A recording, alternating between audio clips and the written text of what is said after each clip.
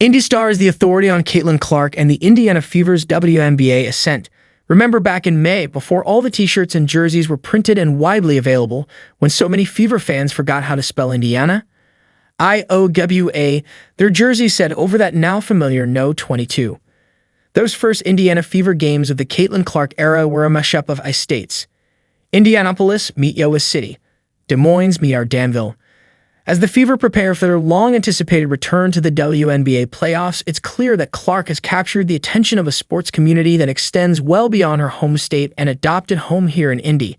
The Caitlin Clark effect has boosted women's basketball's global profile and inspired a generation of girls who are now a step closer to seeing their athletic exploits featured as prominently as those of their male peers.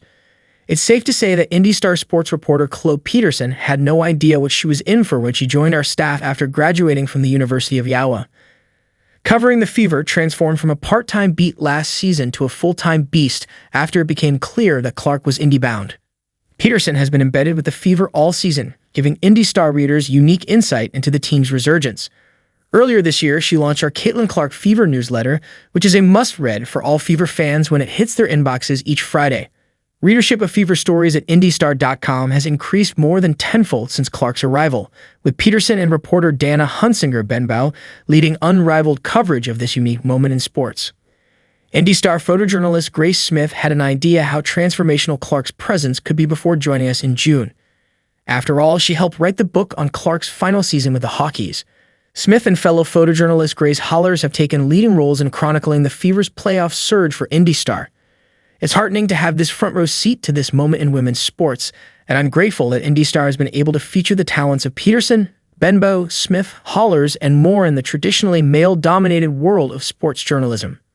IndyStar is invested in uplifting women's voices in sports at all levels.